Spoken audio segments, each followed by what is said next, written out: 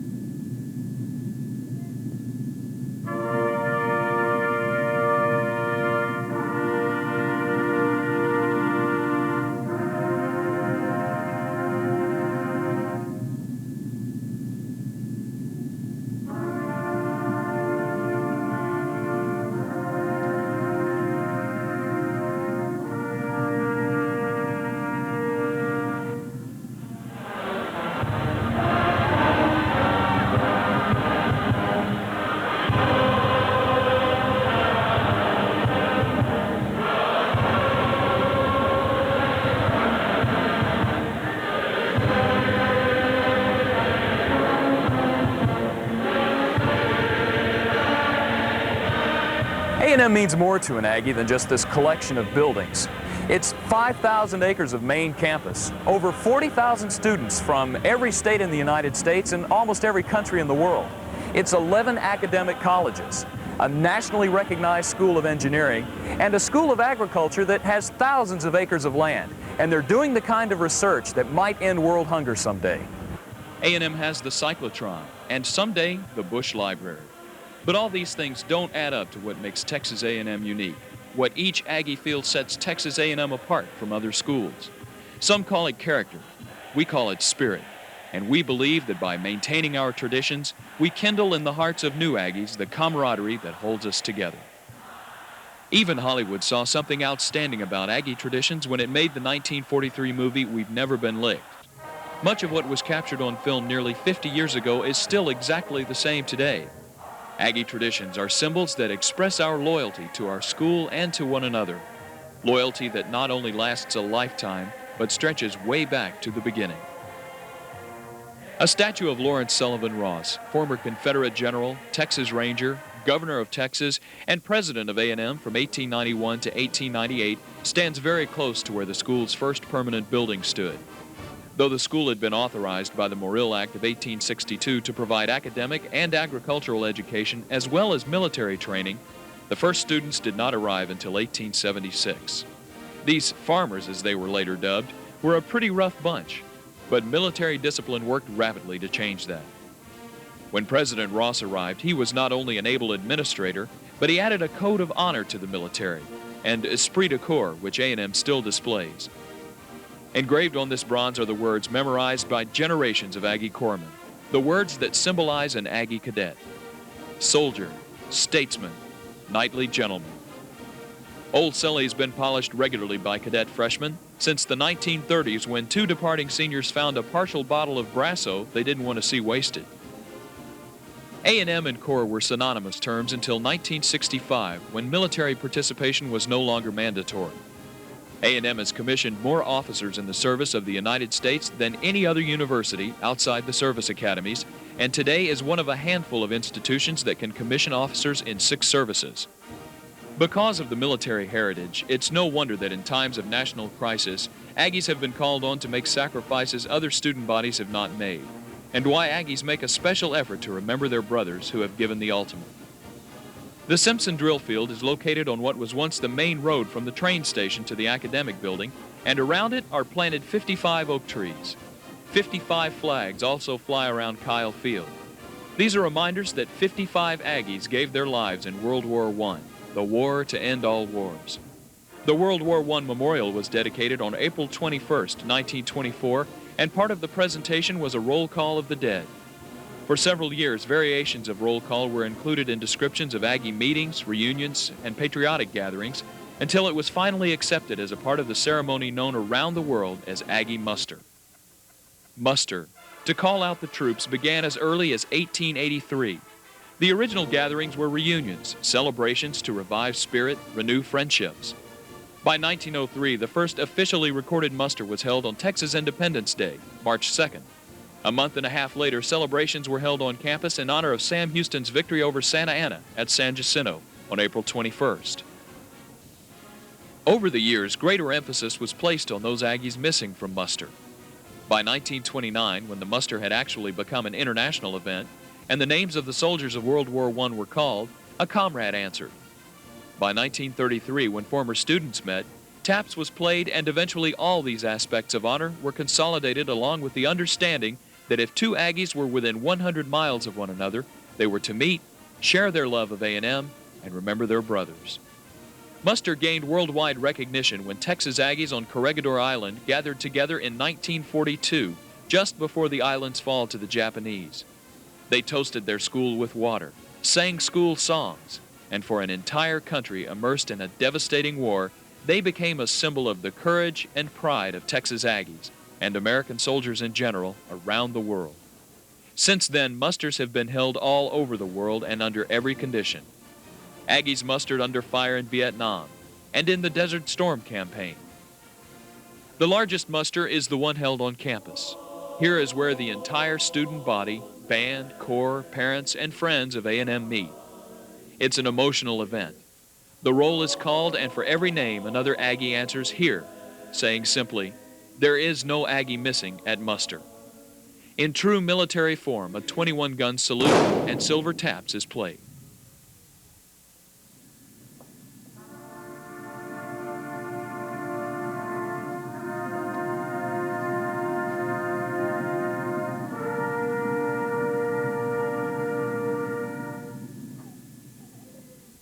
When muster began to take on an emphasis of a memorial, it was natural that the Ross Volunteers would have a special role.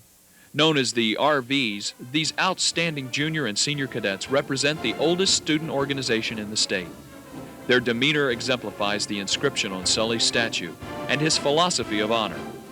Officially, they are the honor guard for the governor of the state of Texas and honor guard during Mardi Gras in New Orleans for King Rex. But certainly the most dramatic role they play is their sacred duty at muster and its silver tap ceremonies. Silver taps refers not only to the harmonized version of taps written by Richard J. Dunn in 1930, but also to the ceremony that honors a student who has died. In the 1890s, the Corps bugler played taps slowly at the end of each day in honor of any Aggie who had passed away. But today the service is held regularly and begins with an inconspicuous white card placed at the base of the main flagpole in front of the academic building. The flag flies at half-mast that day.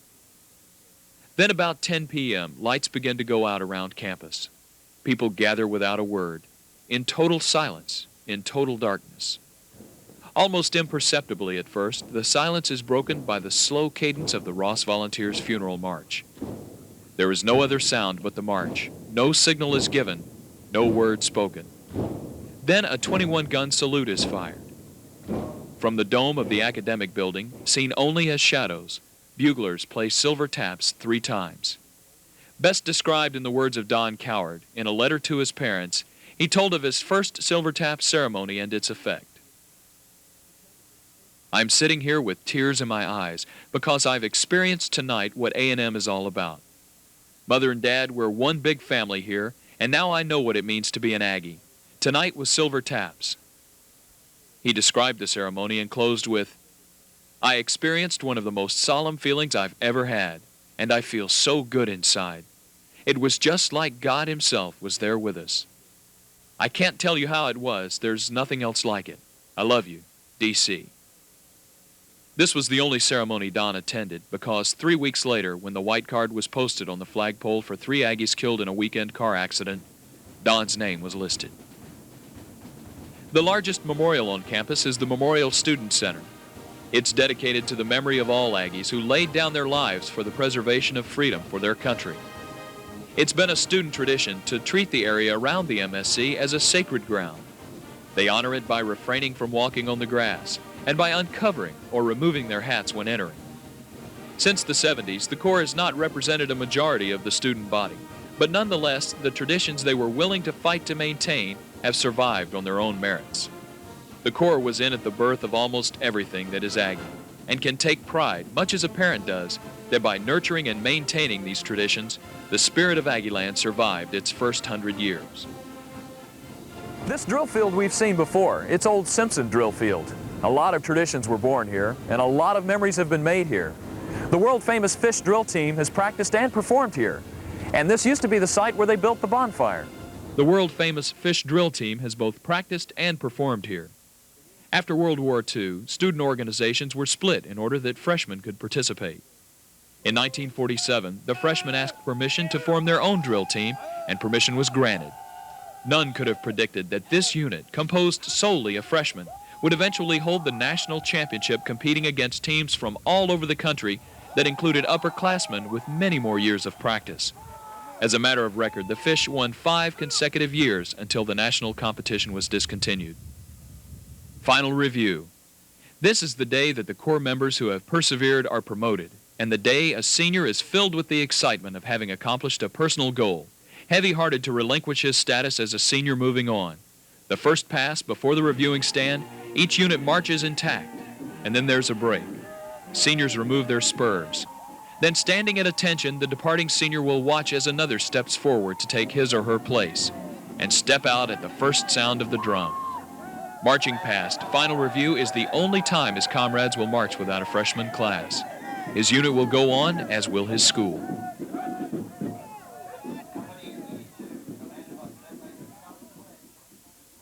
Things have changed for Old Army, for the school. The tough freshman year now implies strict academic demands, as much as learning how to fit into a family of over 40,000. To help with this transition from high school to the university, there's a fish camp, with origins from 1954, when a YMCA director took a group camping to prepare them for Aggieland. There's also a camp for incoming transfer students. It's not unusual for old traditions, forgotten for a time, to enjoy a revival. Parsons Mounted Cavalry is a good example, reborn in 1973. Also brought back to life is the March to the Brazos. This reflects an incident that occurred back in 1931. A student prank called for a confession, or for one Aggie to inform on another to get the culprits. The Aggies were told they would march until the truth was told. But rather than betray one another, they marched all night in the rain to the Brazos River. In 1977, the Modern March began again as a fundraiser for charity. A lot of what the world sees as Aggie is seen in a football stadium. Football began here at Texas A&M in 1894, and like everything else Aggie, was enthusiastically supported. Perhaps it was because the Aggies appeared at all the games as one body, the Corps of Cadets. Perhaps it was because they appeared in uniform. Whatever the reason, the Aggies were soon recognized as spirited combatants, whether their team was winning the game or not. The Corps began to take trips when the team traveled, as a measure of support, and Corps trips themselves are a tradition that has continued. Sharply the troops step off to the strains of the war hymn. Hearts swell with pride at being able to stand behind the Aggie team and knowing that the cheers of the crowd echoing through the streets of Fort Worth or Houston are coming from Aggies past and future. As memorable as the game is the devotion of the Corps to the team. For once the game is played, success is measured by the score. But where the spirit counts, it's measured by the Corps. It's universally understood at all Aggie competitions, the spirit of the 12th Man will be displayed. The 12th Man was born in 1921 and is alive and well today. It's another Aggieism that has gained recognition beyond the borders of Texas and the Southwest Conference. It was the last game of the season. A&M was plagued with injuries in the Dixie Classic.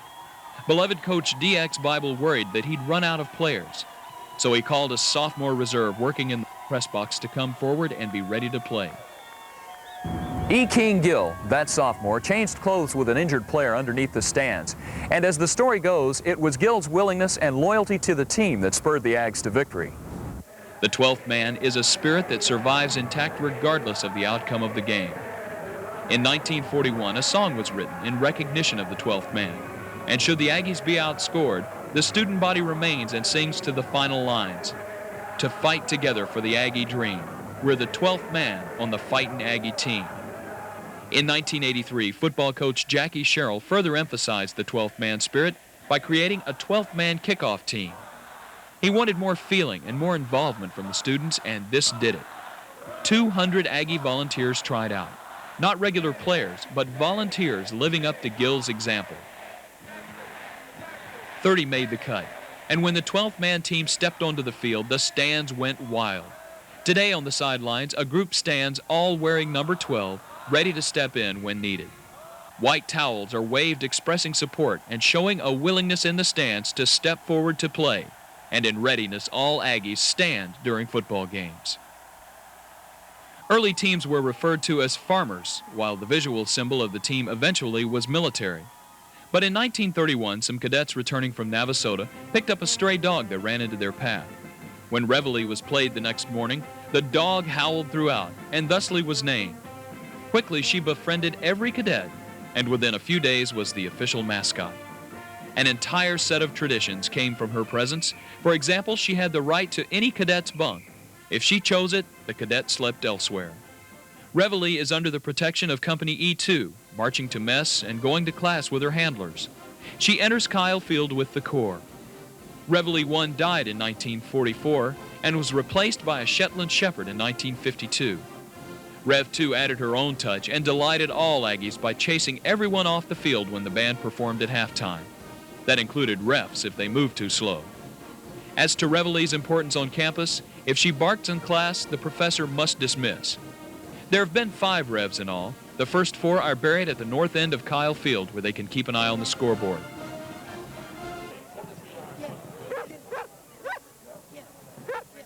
Watching Aggies at a game must really be something to an outsider.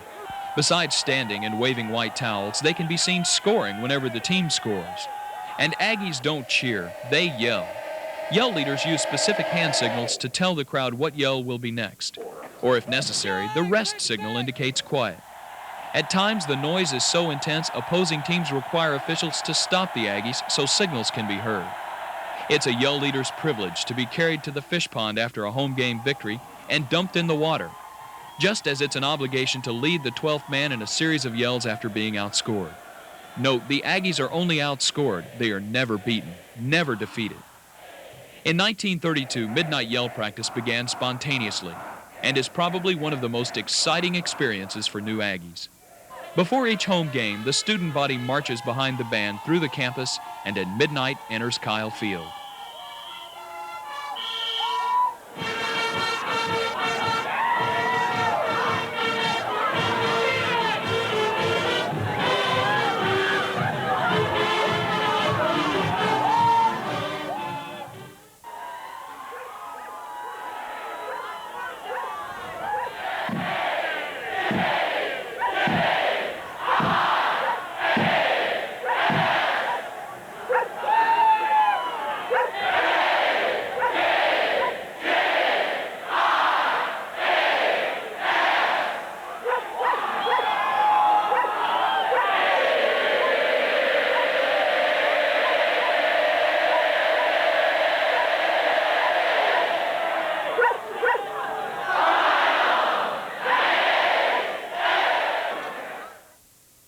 Elephant Walk is where seniors wander about aimlessly like old elephants about to die. This is just prior to the last game of the season to signify the end of their usefulness to the 12th man. They are harassed in good fun by underclassmen with water guns and shaving lather. Throughout the fall football season, Aggies prepare for the TU game by building the world's largest bonfire. Since the 1920s, the project has been a way to fire up the team and the student body. It's been listed in the Guinness Book of World Records, since it towers over 50 feet in the air, requires nearly 10,000 logs cut by Aggies, and takes 500 gallons of diesel to ignite. A hierarchy of students, both cadets and civilians, participate in construction, and it's topped off with an outhouse, symbolic of the best TU frat house. Whatever happens on the football field with regard to the final score, Aggie spirit is never in doubt. Neither is team support. About the team, a quote from one part of the well-known poem called The Last Corps Trip states how all Aggies feel about their teams. I've seen them play since way back when, and they've always had the grit. I've seen them lose and I've seen them win, but I've never seen them quit. Once it was so tough physically to get through A&M that not being a washout was a major accomplishment. Making it through the freshman year, polishing shoes, brass, old Sully, marching off demerits, and keeping up grades meant you had the right stuff. Once you approached that coveted senior year and had those wonderful boots on order, you looked forward to the day you could put on that Aggie ring. That ring meant you were forever a member of an elite membership that recognizes one another all over the world. There's only one Aggie ring. The symbol's based on an 1894 design by E.C. Jonas, class of '89. There's a shield atop the ring representing the good reputation of the alma mater with 13 stripes for the 13 colonies. 5 stars representing the student: mind, body, spirit, emotional poise, and character. On the side is the state seal with live oak leaves standing for strength and olive leaves symbolizing peace. On the other side are an ancient cannon, saber, and rifle symbolizing the valor and confidence of Texas men who fought for both state and nation. At the ring dance, couples step into an enormous replica of the senior ring, and the date removes the ring and turns it to reveal the seal and the inscription to the world. The significance of an Aggie ring has been expressed hundreds of times in unusual ways. Lost rings that have been missing for years have been found and returned to their rightful owners. Aggies enjoy more than recognition of graduation. They know that any other Aggie around will recognize the ring and give help if needed. Recently, a new graduate was getting married, and her wedding photographer asked the bride to see her ring. Without thought, she held up her right hand, flashing her Aggie ring. Fortunately, the groom, a graduate of Sam Houston, had a good sense of humor and remarked that she probably had to work harder for that one. Ags are emotional, and they're patriotic and loyal to their school. That's why there's an Aggie band. It would take an entire tape to say and show it all, but let's go back to the first Aggie band. In the very beginning, students were called to class by an old Confederate soldier, Major Fish, who beat assembly on the drums. When he died, Joseph Hollick, a cobbler and bootmaker, used the bugle for the same purpose. This is the same Joe Hollick who constructed the first pair of senior boots, and whose boot and shoe store still stands at Northgate. Hollick was a very talented and popular musician, and with partner Arthur Jenkins, he organized the first band in 1894. Of course, there were no funds for this group, so instruments were borrowed in exchange for supplies. You can imagine how terrific those farmers must have sounded, more at home with a lariat and six-shooter than with a flute. And as far as drum major, that honor went to the guy who was big and tough enough with his fists to keep criticism of the music to a minimum. A singleness of purpose, a oneness, may explain how such a large group can execute drills with instruments and music that many expert drill teams couldn't touch. Even before television, letters came to the college after corps trips proclaiming the Aggie Band to be the most inspirational marching group in the world. Since television, thousands of letters have poured in describing the Aggie Band in every possible superlative.